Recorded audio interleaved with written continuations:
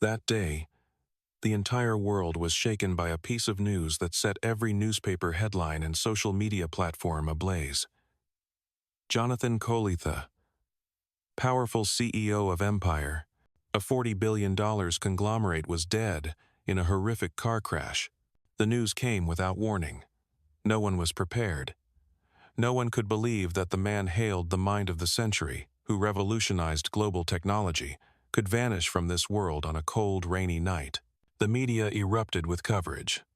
Images of a luxury car crumpled beyond recognition, sparks still crackling from the twisted wreckage. They said he died instantly, no sign of life. Millions flocked to social media. The hashtag number RIP Jonathan Cole hit the global #1 spot in 30 minutes. Some mourned, some doubted, others mocked, but all eyes were glued to the screen, unable to look away. The funeral was held 3 days later, in one of New York's most opulent halls. Soft amber lights glowed. Solemn music echoed through the grand space. Men in tailored black suits walked in with grave expressions. In the front row sat the most powerful names of the empire, the board of directors, the very people who had stood by Jonathan for 15 years. They bowed their heads in mourning. However, if one looked closer, there was something else behind the veil of grief, a glint of ambition. After the tearful eulogies for the cameras, the hall doors shut. Inside the private chamber, away from the flashing lights, faces changed. Voices turned cold, sharp as blades. This is the golden opportunity. With Jonathan gone, Empire belongs to us. Another smirked, eyes glittering with calculation. He's dead, and this company needs someone stronger. No more of Jonathan's foolish humanitarian ideals. Within a week, a flurry of ruthless decisions followed. Community projects scrapped, thousands of employees laid off. Service prices hiked to record levels in the name of profit. Jonathan had dreamed of building a humane tech empire. However, after his death, Empire mutated into a ravenous beast. Public outrage ignited. People who once adored Empire now condemn it. Social media brimmed with fury. Empire is nothing but a blood-sucking machine now. If Jonathan were alive, he'd never let this happen. However, Jonathan was not alive anymore, or at least that is what everyone believed. While the world continued to mourn or argue over Jonathan's death, strange rumors began to surface. An anonymous account on a tech forum posted a single sentence that sent the internet into a frenzy. "He's not dead. Jonathan Cole will return." Tens of thousands of comments flooded in within hours. Fake news. Just a PR stunt? Don't joke about the dead. However, the attached photo made people's blood run cold. The silhouette of a man in a long coat and hat, entering a restricted building in Nevada. From a distance, that gate looked too much like Jonathan's. Meanwhile, Empire's board of directors could not care less about the rumors. They were busy celebrating. Empire's stock price had skyrocketed thanks to its bleed the customer's dry policies. Inside a lavish boardroom, they clinked glasses of red wine, laughter echoing off the marble walls. Jonathan was a dreamer. We are the ones who know how to play the real game. What they did not know was that every single move was being watched. Hundreds of miles away, deep inside an underground bunker, Jonathan sat before a wall of glowing monitors. On them, every gesture, every whispered word from the boardroom was captured in crystal clarity. The blue light bathed his face, sharp and cold as steel. He was not dead. The car crash? Just a meticulously staged performance, directed by Jonathan himself. He closed his eyes and whispered, "You want power? Fine. I'll show you who truly holds it." Jonathan vanished from the public eye, but he was building a plan. A plan not just to reclaim his company, but to rewrite the rules of the entire tech industry. Then, the internet exploded with a new bombshell. A trove of leaked internal Empire emails revealed bribery of politicians, mass illegal layoffs, and plans to jack up telehealth service prices by 500%. The hashtag number Boycott Empire shot to the top of global trends. News outlets swarmed the story. Protesters gathered outside Empire's headquarters. However, the board scoffed. "We own the law. We own the media. Who can touch us?"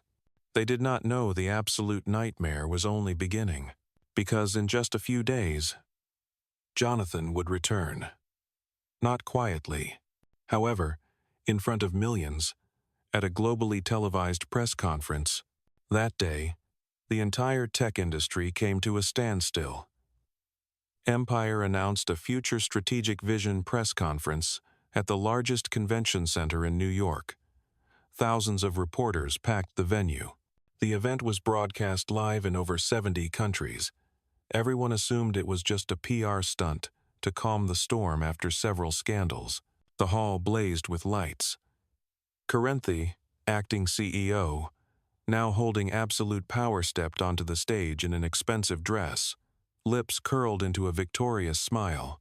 She began a long speech, touting an innovation strategy that sounded impressive, but was a move to legitimize her grip on the company. The audience sat silently, a few reporters preparing to leave, bored by the empty promises, until the lights in the hall began to flicker.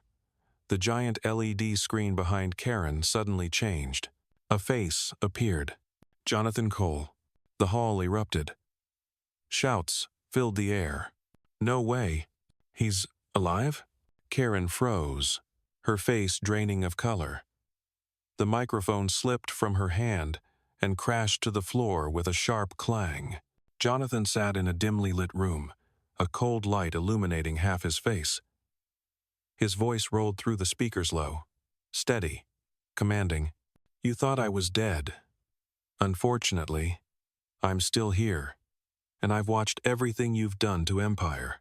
Behind him, massive screens lit up with leaked documents, shady contracts, internal emails, evidence of bribes to politicians, plans for predatory price hikes. Thousands in the audience and millions watching the live stream were stunned into silence. Jonathan locked his gaze on the camera, eyes blazing like fire. "You betrayed our employees. You betrayed our customers. And most of all, you betrayed the very values Empire was built on. Today, I'm ending this." Then he stood and walked out onto the actual stage. In the very same hall, not a video, in the flesh, the room exploded. Screams, camera flashes, and live stream notifications flooded every corner of the internet. Hashtags ignited. Number. Jonathan returns. Number. Empire truth. Number. Game over, Karen. Karen stumbled back, her voice trembling. "What?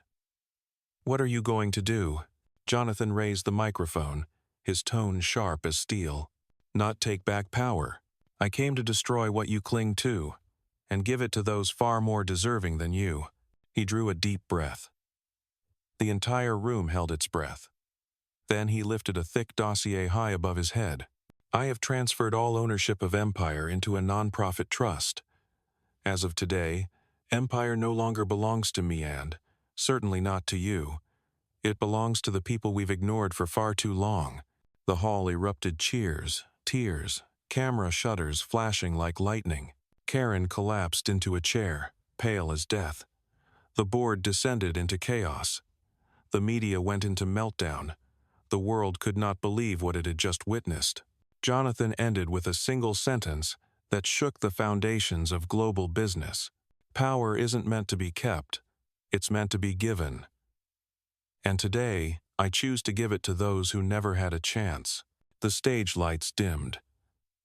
However, the story spread across the globe at the speed of light. Jonathan stood there, bathed in blinding lights and the chaos of roaring applause. The whole world's eyes were fixed on him. Then he raised his hand, signaling for silence. His voice cut through the air, each word sharp and deliberate. "I know many of you think I'm crazy, giving up power, giving up billions. But what you don't know is this." He paused, eyes sweeping over the crowd, holding the silence for a few seconds, as if swallowing a heavy truth. Then Jonathan continued, his voice thick with emotion. 10 years ago, I lost everything. My family fell apart because of a reckless decision I made when I was young. I drowned myself in money and power to numb the pain. But when I lay on that hospital bed after the accident last year, I asked myself, what have I truly left behind for this world, besides a few numbers on a balance sheet? The room fell silent. Millions watching at home held their breath. Jonathan bowed his head briefly, then lifted it, eyes blazing. I decided to do something insane, to test trust. I faked my death, to see what those I called partners would do, and they betrayed not just me, but all of you. They wanted to turn Empire into a machine for greed, destroying every value we stood for. But their betrayal revealed the truth. A company cannot depend on one man or a board driven by greed. It must belong to everyone. He opened a thick folder and held it high. I've just signed the transfer of Empire to the Global Open Chance Foundation. From today, Empire becomes public property and non-profit, dedicated to community and humanitarian technology. Every piece of code will be open source. Every dollar of profit will go back to those who never had a chance. The hall erupted in thunderous cheers. The live stream shattered records: 120 million viewers simultaneously. Twitter, TikTok, and YouTube exploded with hashtags: number, Jonathan Legacy; number, Power is Choice; number, Open Chance. Karen collapsed into her chair, her face twisted in shock. She screamed above the uproar, "You're insane. You've destroyed us all." Jonathan turned to her, his eyes like ice. "No, Karen. I just saved us from the greed that has killed thousands of companies before us." He dropped the mic.